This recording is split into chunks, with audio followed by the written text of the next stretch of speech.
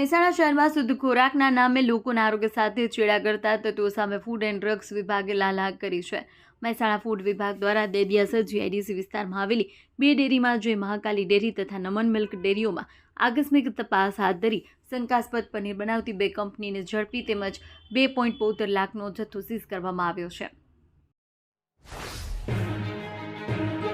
Mehsana Balol કાલરી road પર ચાલી રહેલા કામને કારણે વાહન ચાલકોના જીવ જોખમમાં મુકાયા છે।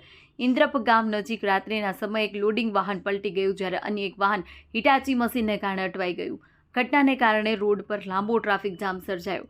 રોડની એક બાજુ ભારે કટિંગ કરવામાં આવ્યું છતાં ત્યાં કોઈ બેરિકેટિંગ, રિફ્લેક્ટર કે સુરક્ષા વ્યવસ્થા ગોઠવવામાં આવી નથી। બેદરકારીના કારણે જ રાત્રિના અંધારામાં અકસ્માત સર્જાયો હતો।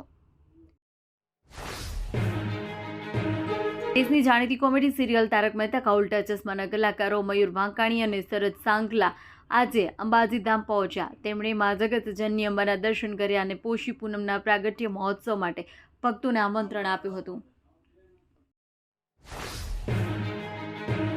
હવામાન વિભાગની આગાહી મુજબ બનાસકાંઠા જિલ્લા સહિત દાંતીવાડા વિસ્તારમાં વહેલી સવારે અને રાત્રિના સમયે કડકડતી ઠંડીનો અનુભવ થયો છે। આગામી 48 કલાક દરમિયાન લઘુત્તમ તાપમાનમાં અંદાજે 2 થી 4 ડિગ્રી સુધીનો ઘટાડો નોંધાઈ શકે છે, જેને કારણે ઠંડીનું પ્રમાણ વધશે। તાપમાનમાં થયેલા ઘટાડા અને ઠંડા પવનોને કારણે જનજીવન પ્રભાવિત થયું છે। વહેલી સવાર અને રાત્રિના સમયે રસ્તા પર નીકળતા લોકો ગરમ વસ્ત્રો, સ્વેટર, શાલ, તાપણાનો સહારો લેતા જોવા મળી રહ્યા છે। પાટણ જિલ્લામાં પ્રધાનમંત્રી જન આરોગ્ય યોજના હેઠળ અત્યાર સુધી 1.28 લાખથી વધુ દર્દીઓએ લાભ લીધો। વર્ષ 2018થી અમલમાં આવેલી આ યોજના અંતર્ગત જિલ્લામાં કુલ 3.15 અબજ રૂપિયાથી વધુની નિઃશુલ્ક સારવાર પૂરી પાડવામાં આવી છે।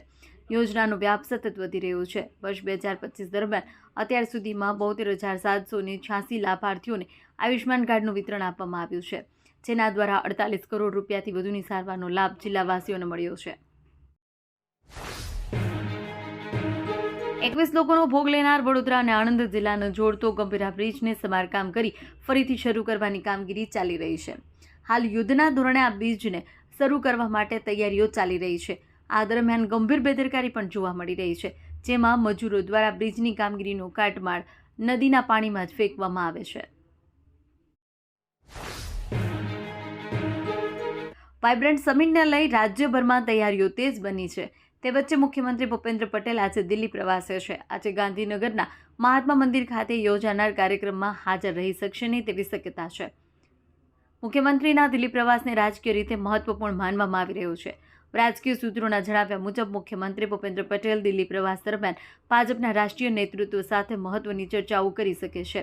રાજ્યમાં આવનારી સ્થાનિક સ્વરાજની સંસ્થાઓની ચૂંટણી, મહાનગરપાલિકા સહિત વિવિધ નિગમોના ચેરમેન હોદ્દેદારોની નિમણૂક તેમજ સંગઠનાત્મક સંતુલન જેવા મુદ્દાઓ ચર્ચા કેન્દ્રમાં હોવાનું મનાઈ રહ્યું છે।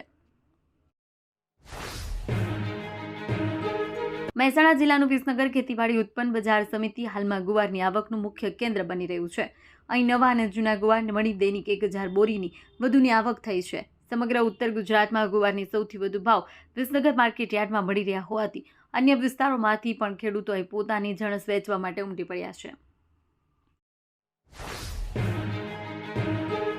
બાબર તાલુકામાંથી પસાર થતી વેજપુર બ્રાન્ચ કેનાલમાંથી નીકળતી ચેમ્બુઆ માઇનોર કેનાલમાં રવિ સિઝન માટે પૂરતું પાણી ન મળતા ખેડૂતોમાં રોષ જોવા મળી રહ્યો છે। સુથાર, નેસડી, ચેમ્બુઆ, નેસડા અને અંબાડા ગામની સીમમાંથી પસાર થતી આ કેનાલના છેવાડાના વિસ્તારોમાં પાણી પહોંચતું નથી। ખેડૂતોએ જણાવ્યું કે જવાબદાર તંત્રને વારંવાર રજૂઆતો કરવા છતાં અડધો શિયાળો વીતી ગયો છે, તેમ છતાં ચેમ્બુઆ માઇનોર કેનાલમાં છેવાડાના વિસ્તારોમાં પાણી પહોંચ્યું નથી।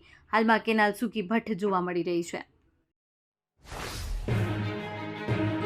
વાવથરા જિલ્લામાં નાસ્તા ભાગતા આરોપીઓને પકડવાની ઝુંબેશ અંતર્ગત દિયોદર પોલીસ સ્ટેશનના ગુનામાં ફરાર મહેન્દ્ર શેર ઉર્ફે ગની રાઠોડની ધરપકડ કરવામાં આવી છે।